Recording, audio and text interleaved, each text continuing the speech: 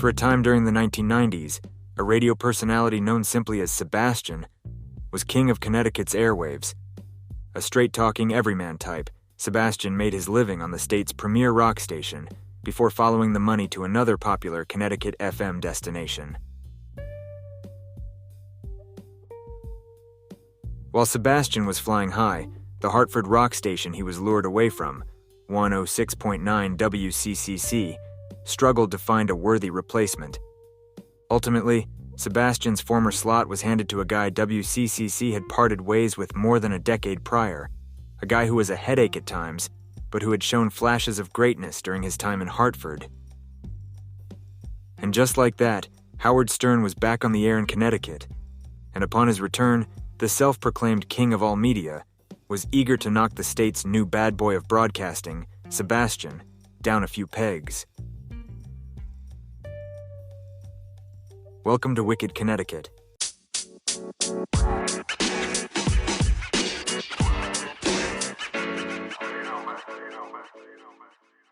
In the late 70s, Howard Stern was making $150 a week, hosting the morning drive show on 106.9 WCCC in Hartford.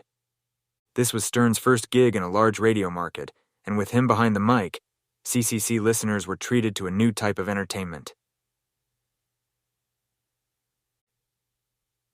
Up to that point, most radio broadcasters were either buttoned-up script readers or clownish, non-offensive DJs. Stern took the medium in a different direction. He courted controversy. He talked about sex, interviewed bizarre listeners, and confronted his bosses on the air. During his first run at WCCC, Howard Stern told the men in his audience how to pick up women at stores and called officials in Japan looking to talk to Paul McCartney, who had just been jailed there on a marijuana charge. Also at CCC, Stern met his longtime on-air sidekick, Fred Norris, a late-night DJ at the rock station. Stern's morning show was popular in Connecticut, but when WCCC refused to give him a modest raise, Stern decided to take his unique skill set elsewhere, and his new buddy Fred joined him. Eventually, WCCC would hand its morning show to Joseph Schlosser, known professionally as Sebastian, and the bombastic broadcaster would become a star, Connecticut's new drive-time shock jock. Asked by a reporter who the top radio talent in Connecticut was, Sebastian answered simply, "Me." And who did Sebastian place in the runner-up spot? "Me on a bad day," was his response. "I'm an equal opportunity offender," Sebastian told the interviewer. "Everybody eventually falls victim to my wrath." Sebastian's antics at 106.9 WCCC included telling his audience that paper money would soon be colored blue, that a Connecticut mountain was spitting lava, and that the state's largest newspaper was going out of business. Many of Sebastian's listeners believed these false stories. Others got a good laugh. Either way, for 6 years people were tuned in, and sales reps at the radio station were quite happy. In 1995, at the peak of his popularity, Sebastian left 106.9 WCCC to host the morning show at 93.7 FM, a 70s station in Connecticut. A journalist asked Sebastian why he was departing CCC. "Money," the middle-aged provocateur said. "A lot of money." While Sebastian enjoyed the larger paycheck, his move down the dial to 93.7 set the stage for Howard Stern's return to Connecticut radio, which in the mid-1990s meant trouble for local talkers. Sebastian's ratings reign was coming to an end. By the time Howard Stern's syndicated radio program began airing on 106.9 WCCC in Hartford in 1996, he was a massive star. Along with ruling radio, the 42-year-old also had a popular TV show, and his autobiography was being turned into a movie. He was on top of the world, and at a press conference hyping his WCCC comeback, the king of all media set his sights on his Connecticut radio rivals. "Everyone in Hartford ripped off somebody," said Stern, who then turned his attention to the state's top radio guy, Sebastian, calling him a big, fat old guy, and a Howard Stern knockoff. Sebastian, wisely perhaps, didn't take the bait. Asked about Stern's comments, Sebastian's program director at 93.7 responded with, If he didn't call Sebastian a name, then I would have been surprised and disappointed. Now sharing the Connecticut radio dial with Howard Stern, Sebastian fell back on the edgy style that made him a local star, a routine he had toned down at the 70s station.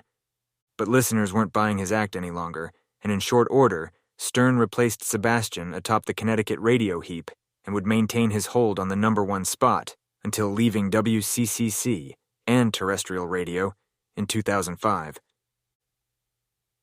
Stern's next move brought him to the unregulated, censor-free world of satellite radio. His initial contract with Sirius XM was for $500 million, quite a step up from the $150 a week he once made in Hartford. As for Sebastian, a guy who often talked on air about betting on sports, in 2010, he was arrested on federal gambling charges. While the aging broadcaster avoided prison, the bad press spelled the end of his long radio career. Sebastian, Joseph Schlosser, would go on to become a professional sports betting handicapper.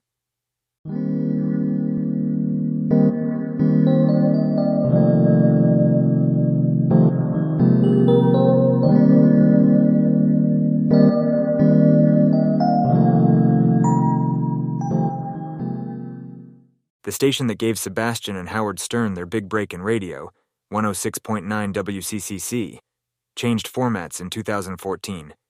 The once great rock station now plays Christian music.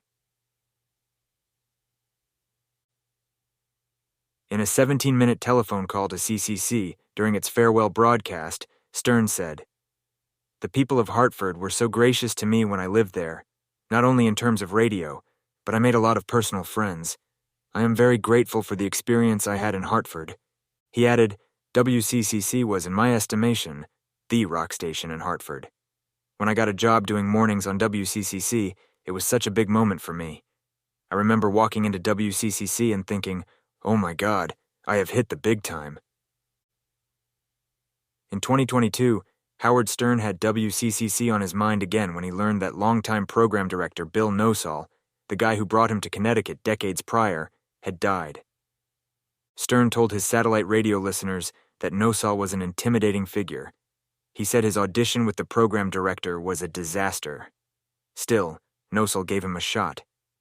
Either he was a genius like on the level of Lorne Michaels, or he was a complete moron who had no idea what he was doing, Howard Stern joked, adding, I choose to think he was a genius. He saw a diamond in the rough in me when no other person did. I would like to give a shout-out to the many journalists whose work I poured over in order to piece together this narrative. Much obliged. Thanks for listening to Wicked Connecticut. Feel free to email me. The address is in the show notes. Until next time, I'm your host, John Haynes.